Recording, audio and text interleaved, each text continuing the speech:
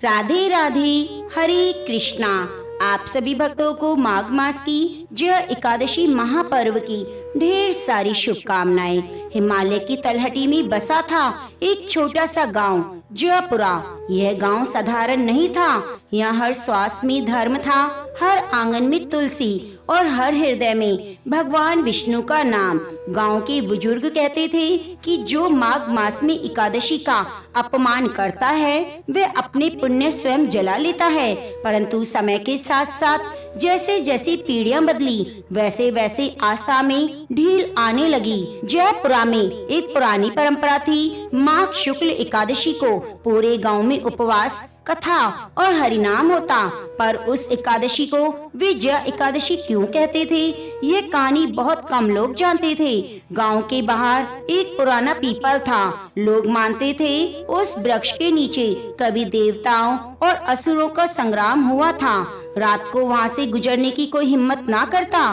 गांव की अंतिम छोर पर रहते थे धर्मदत्त और उनकी पत्नी सुभद्रा। धर्मदत्त गरीब थे, परंतु धर्म उनके लिए धन से बड़ा था। उनका घर मिट्टी का था, पर घर के भीतर भगवान विष्णु की मूर्ति स्वर्ण से भी अधिक उज्जवल लगती थी। सुभद्रा हर एकादशी का व्रत रखती, चाहे घर में अन्न हो या ना हो। उसी गांव में रहता था एक साहूकार भैरवनाथ। धन, सत्ता, घमंड तीनों उसके चरणों में थे। उसे व्रत उपवास से घृणा थी। वह कहता कि भूखा रहना मूर्खों का धर्म है। जय एकादशी के दिन उसने पूरे गांव के सामने उपवासियों का अपमान कर दिया। धर्मदत्त ने विनम्रता से कहा, यह दिन पापों को जीतने का है। भैरवनाथ हंसा और कहने लगा, देखेंगे किसकी जीत होती है। उसी रात पीपल वृक्ष के नीचे एक छोटी सी घटना घटी। भैरवनाथ ने शराब पी और एकादशी की निंदा करते हुए पीपल के नीचे ही सो गया। आधी रात को धरती कांप उठी, देवद्रोही आत्माएं जाग उठी और तभी एक दिव्य आवाज गूंजी, जिसने जय एकादशी का अपमान किया वह अपनी विजय खो देगा। भैरवनाथ पर अदृश्य श्राप पड़ चुका था। अगली सुबह भैरवनाथ का व्यापार थम गया, सोना राख बन गया, नौकर भाग गए, सम्मान अपमान में बदल गया। परंतु उसका अहंकार नहीं टूटा। उधर धर्मदत्त के घर अद्भुत शांति थी। सुभद्रा ने जय एकादशी का पूर्ण विधि से व्रत किया। रात को सुभद्रा को स्वप्न आया। स्वप्न में भगवान विष्णु ने कहा, यह जय एकादशी पापों पर धर्म की विजय है। जो इसका पालन करता है वह जन्म जन्मांतर के बंधनों से मुक्त होता है। उन्होंने एक दिव्य कथा सुनाई जो आगे चलकर गांव की लोक कथा बन गई। जिस पीपल वृक्ष के नीचे भैरवनाथ ने जय एकादशी का अपमान किया, उसी स्थान पर उस रात अद्भुत और भव्य दृश्य प्रकट हुआ। अंधकार में नीली पीली ज्योति चमकी, धुएं के बीच से कुछ आकृतियां उभरी। न मनुष्य न पशु, वे थे शापग्रस्त यक्ष। उनके नेत्रों में पीड़ा थी, मुख पर पश्चाताप। वे करुण स्वर में बोले, हम पापी नहीं थे, पर हम अहंकार में हमें यक्ष से राक्षस बना दिया गया। बहुत समय पहले यह यक्ष स्वर्ग लोक के सेवक थे, परंतु एक बार उन्होंने भगवान विष्णु की एकादशी का उपहास कर दिया। उस अपराध के कारण देव ऋषि नारद ने उन्हें श्राप दिया कि तुम धरती पर भूखे भटके प्रेत बनोगे जब तक जय एकादशी का पूर्ण व्रत कोई मानव तुम्हारे लिए नहीं करेगा। तभी से वे पीपल के नीचे बंधे पड़े थे। स्वप्न के बाद सुभद्रा का हृदय व्याकुल था। उसने धर्मदत्त से कहा, स्वामी, आज जो आत्माएं तड़प रही हैं, उनका उद्धार हमारा कर्तव्य है। धर्मदत्त ने भी कहा, हम निर्धन हैं, पर भक्ति में निर्धनता नहीं। दोनों ने निश्चय किया, इस बार जय एकादशी केवल अपने लिए नहीं बल्कि उन आत्माओं के लिए करेंगे। इधर भैरवनाथ दिन प्रतिदिन दरिद्र होता जा रहा था। उसका अहंकार अभी भी जीवित था, पर आत्मा टूट चुकी थी। रात को उसे भी स्वप्न आया। भयानक यक्ष उसके चारों ओर खड़े थे। एक स्वर गूंजा, जिस व्रत का तूने अपमान किया है उसी में तेरा उद्धार छिपा है। वे कांप उठा। माघ मास शुक्ल पक्ष एकादशी का सूर्य उदय हुआ। जयपुरा गांव में घंटियों की गूंज थी। सुभद्रा ने स्नान, संकल्प, तुलसी पूजन, विष्णु नाम जप किया। उसने कहा, हे नारायण, यदि मेरे व्रत में कोई शक्ति है तो इन शापग्रस्त आत्माओं को मुक्त कर दीजिए। रात को पीपल वृक्ष से तेज प्रकाश फूटा। यक्षों की आकृतियां आकाश की ओर उठने लगी। उनके मुख से निकला, जय हो जय एकादशी की, जय हो भगवान विष्णु की। और वे दिव्य गंधर्व बनकर स्वर्ग लोक को चले गए। पीपल वृक्ष साक्षात तुलसी स्वरूप हो गया। अगली सुबह भैरवनाथ धर्मदत्त के द्वार पर था। आंखों में आंसू, हृदय में पश्चाताप, और उसने कहा, आज समझ में आया, जय एकादशी का अर्थ विजय अहंकार पर है। उसने व्रत रखा, दान किया, जीवन बदल गया। उस दिन से जयपुरा में यह कथा पीढ़ी दर पीढ़ी सुनाई जाने लगी। लोग कहते हैं, जो जय एकादशी का व्रत रखता है वे अपने भीतर के राक्षस को जीत लेता है। जैसे श्रापग्रस्त यक्ष स्वर्ग लोक पहुँचे, देवताओं के लोक में आनंद की लहर दौड़ गई। इंद्रदेव ने कहा, आज पृथ्वी पर जय एकादशी ने फिर से अपना सामर्थ्य दिखाया। भगवान विष्णु शेष नाग पर विराजमान हुए। उनके मुख से निकला, जब मानव दूसरों के मोक्ष के लिए व्रत करता है तब स्वयं भी मुक्त हो जाता है। भगवान विष्णु ने देवताओं को एक गुप्त रहस्य सुनाया।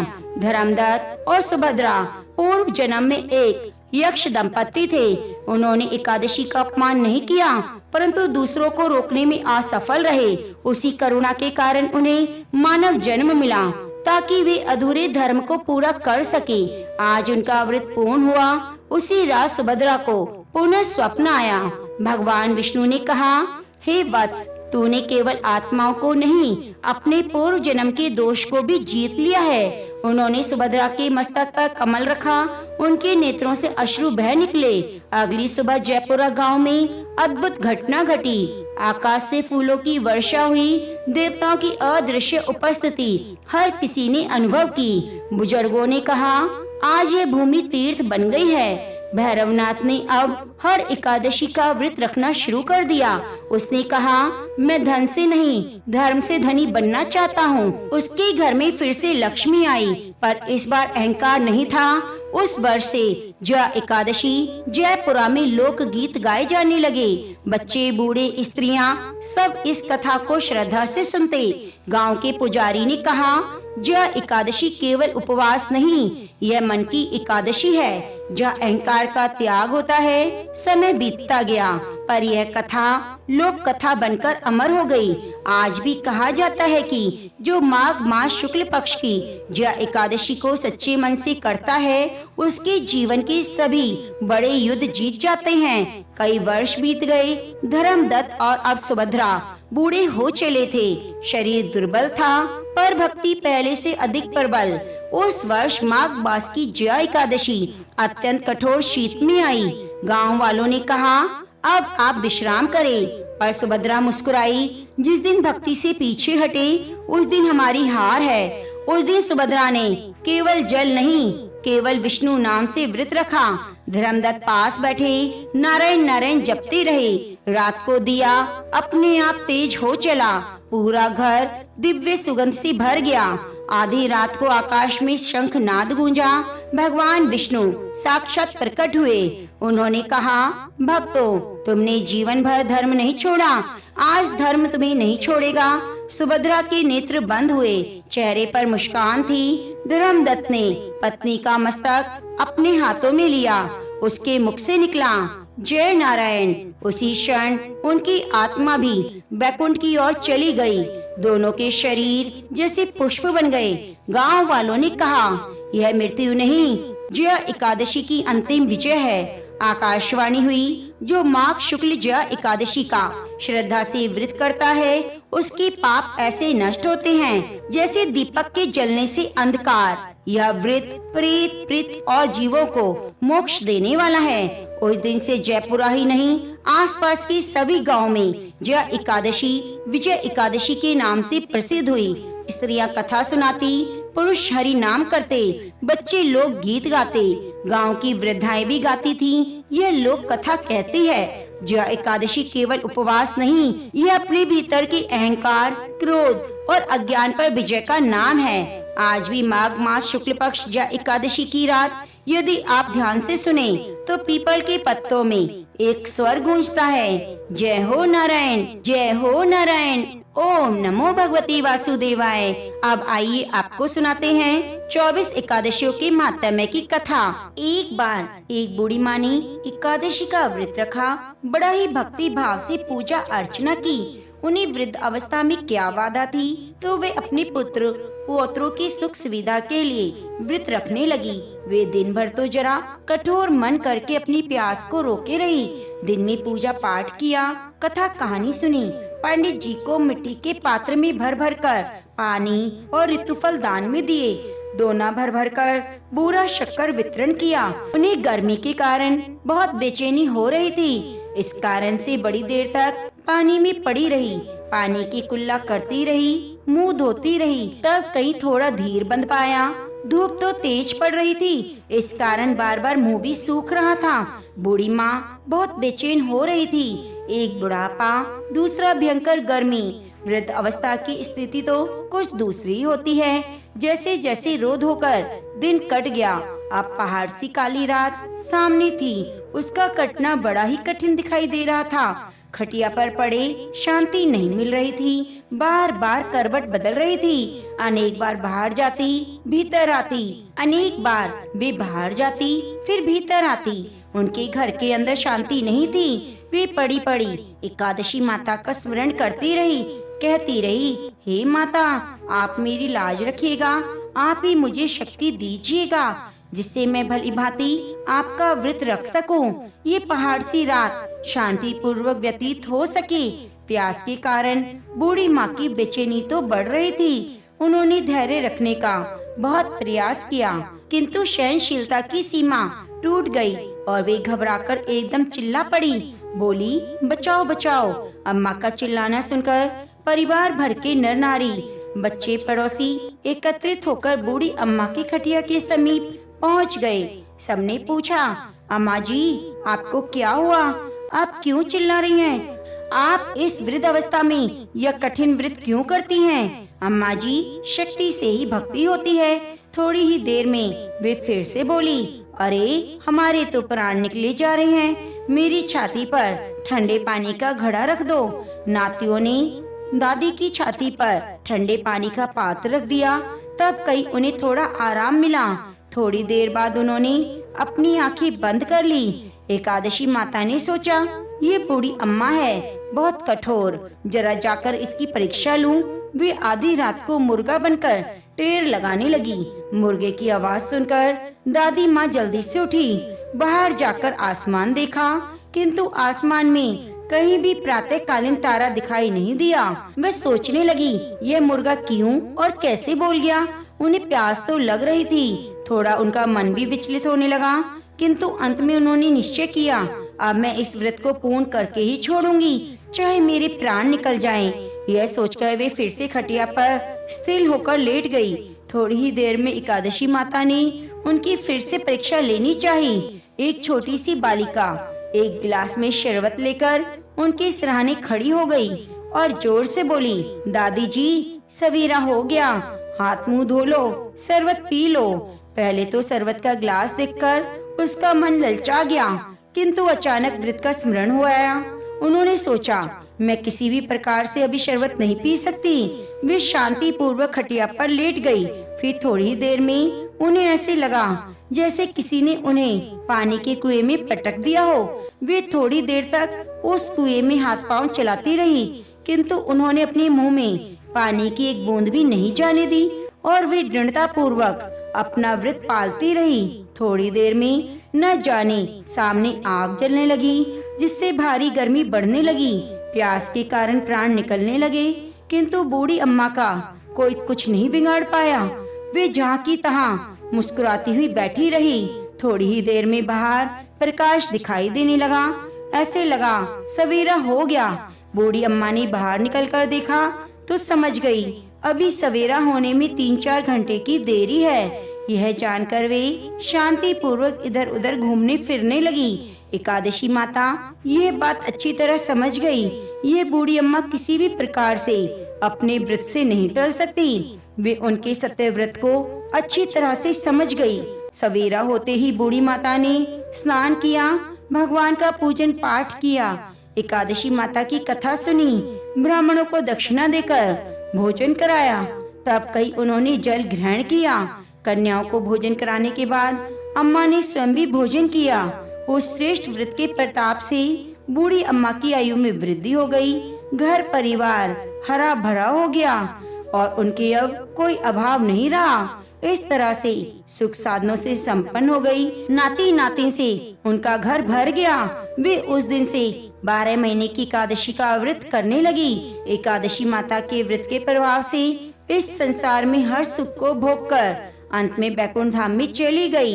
हे एकादशी माता, जैसे आपने बूढ़ी माता और उसके परिवार को हरा भरा किया, वैसे एकादशी माता जिन्होंने भी एकादशी का व्रत किया है, आपकी कथा को सुना है, उसकी सभी मनोकामनाओं को पूरी करना। तो प्रेम से बोलिए तुलसी शालिग्राम भगवान की जय। श्री गणेश भगवान की कथा। एक समय की बात है, एक बुढ़िया माई गणेश भगवान की बहुत बड़ी भक्त थी। ब्रह्म मुहूर्त में उठती, स्नान करती, सबसे पहले गणेश जी के मंदिर जाती, गणेश जी भगवान को तिलक करती, भोग लगाती, बड़े ही श्रद्धा भाव से गणेश जी के नामों का उच्चारण किया करती। यह उसका प्रतिदिन का नियम था। प्रिय भक्तजनों, कहा गया है कि जहाँ सच्ची भावना होती है, माँ भगवान स्वयं प्रकट हो जाते हैं। उसी तरह हमारी यह बुढ़िया माई भी गणेश जी की ऐसी उपासिका थी जिसकी आस्था अटल थी। चाहे धूप हो, वर्षा हो, आंधी आए, माई रोज गणेश मंदिर जाती। उसे ऐसा करते करते सालों बीत गए तो गणेश जी भगवान उस बुढ़िया की भक्ति से अति प्रसन्न हुए। एक दिन उन्हें सपने में दर्शन देकर गणेश भगवान बोले, हे माई, मैं तुमसे खुश हूँ, वरदान मांगो, तुम क्या मांगना चाहती हो? तो बुढ़िया माई बोली, हे गणेश जी महाराज, आपने मुझे आज दर्शन दिए, इससे अच्छा मेरे लिए और क्या हो सकता है? मांगना तो कुछ नहीं आता, मैं क्या मांगूं? तो इस तरह फिर बुढ़िया माई सोचने लगी। गणेश जी महाराज कहने लगे, बुढ़िया माई परेशान मत हो, मैं कल फिर से सपने में आऊंगा, तब तुम आराम से सोच लेना तुम्हें वरदान में क्या मांगना है। याद रखना, वरदान मैं तुम्हें एक ही दूंगा। ऐसे कहकर गणेश जी भगवान अंतर ध्यान हो गए और बुढ़िया माई की आंख खुल गई। आंख खुली तो सुबह हो चुकी थी। बुढ़िया माई सोचने लगी, घर में अन्न धन भी नहीं है और मेरे कुल का दीपक भी नहीं है, मैं क्या मांगूं? मेरे तो समझ नहीं आता। इस तरह सोचते सोचते बुढ़िया माई ने अपने बेटे को बुलाया। बेटे से कहा, मुझे गणेश जी रात में सपने में आए और बोल रहे थे, मैं तुम्हारी पूजा से प्रसन्न हूँ, एक वरदान देना चाहता हूँ, मांगो, क्या मांगती हो? मुझे तो समझ नहीं आया, मैं क्या मांगूं? बेटा तू बता दे, मुझे क्या मांगना चाहिए? तो बुढ़िया का पुत्र कहने लगा, माँ, तुम गणेश जी से बहुत सारा धन दौलत ले लो, हमारी गरीबी दूर हो जाएगी, हमें सब मिल जाएगा।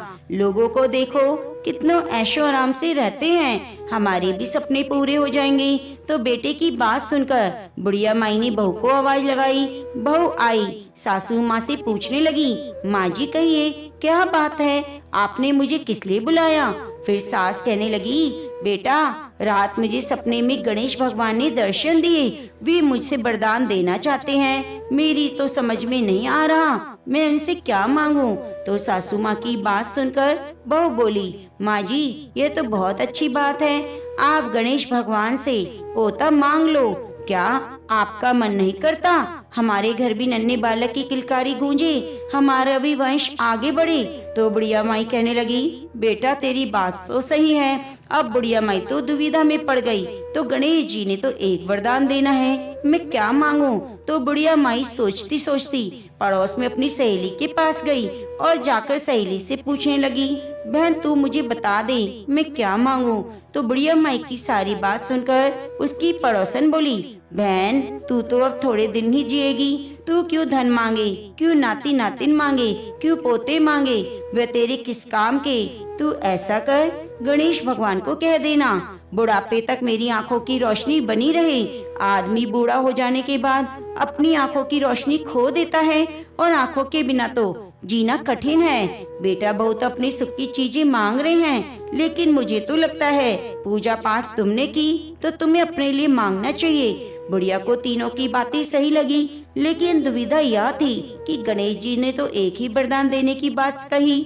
अब बुढ़िया माई के मन में बड़ी दुविधा हो गई, क्या मांगे, धन मांगू, संतान मांगू या अपनी सेहत मांगू। कभी सोचती बेटा सही कहता, तो कभी सोचती बहू की बात भी गलत नहीं, और फिर सोचती सहेली भी तो सही कह रही है। तो बुढ़िया ने अपने मन में कुछ विचार किया, वह सो गई। प्रिय भक्तजनों, अब देखिए, सच्चे भक्त को भगवान केवल वरदान नहीं बुद्धि भी दे देते हैं। इसलिए कहते हैं, जहाँ गणेश वहाँ ज्ञान, जहाँ भक्ति वहाँ वरदान। गणेश जी भगवान ने बुढ़िया को सपने में दर्शन दिए और कहा, हे बुढ़िया माई, मांगो, क्या मांगती हो।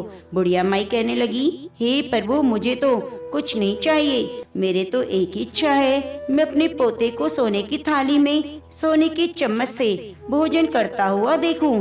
तो बुढ़िया माई की बात सुनकर गणेश जी भगवान मुस्कुराते हुए बोले, हे मैया, तू बोल रही थी कि तुझे मांगना नहीं आता, लेकिन तूने तो सब कुछ मांग लिया। तूने एक ही वरदान में अपने लिए आंखें, धन, पोता मांग लिया। आंखें होंगी तो देख पाएगी, धन होगा तो पोता सोने की थाली में भोजन करेगा। तूने बहुत चतुराई से एक वरदान में सब मांग लिया। मैं तुम्हारी भक्ति और बुद्धिमानी से प्रसन्न हूँ। जैसा तुमने वरदान मांगा वैसा तुमको फल प्राप्त होगा। इतना कहकर गणेश जी अंतर ध्यान हो गए और बुढ़िया माई को जैसा मांगा सब मिल गया। बेटा बहू भी खुश हो गए और दोनों को खुश देखकर बुढ़िया माई और भी ज्यादा खुश हो गई। बुढ़िया माई का जीवन धन्य हो गया। प्रिय भक्तों, यही सच्चा फल है भक्ति का। जब प्रभु की कृपा से मन में संतोष, परिवार में प्रेम और जीवन में आनंद आ जाए, कभी भी मनुष्य को यह नहीं सोचना चाहिए, मेरी उम्र बीत चुकी, अब मैं धन का क्या करूँगा, अब मैं कोई काम क्यों करूँ, मुझे काम करने की आवश्यकता नहीं। ऐसा मन में कभी नहीं लाना चाहिए। जब तक हम जिंदा हैं, हमें अपने परिवार के लिए कुछ न कुछ जरूर करना चाहिए। भगवान की सेवा, परिवार की चिंता, यही हमारा धर्म है। जब तक जीवन है तब तक कर्म और भक्ति दोनों का चलते रहना जरूरी है। घर के बुजुर्ग घर की नींव होते हैं और नींव मजबूत हो तो इमारत भी सदा अटल रहती है। घर का बुजुर्ग सदा घर की चार दीवारी होता है। अब सोचो, बिना चार दीवारी के घर क्या। इसलिए ना तो कभी ये सोचना चाहिए कि मुझे अब किसी चीज की आवश्यकता नहीं, और ना ही कोई ऐसी शिक्षा कभी दूसरे को देनी चाहिए। तो प्रेम से बोलिए, गणपति बप्पा मोरिया। हे गणपति बप्पा, जैसे अपनी बुढ़िया माई की झोली को खुशियों से भर दिया, वैसे हमारे जीवन में भी अपनी कृपा बनाए रखना।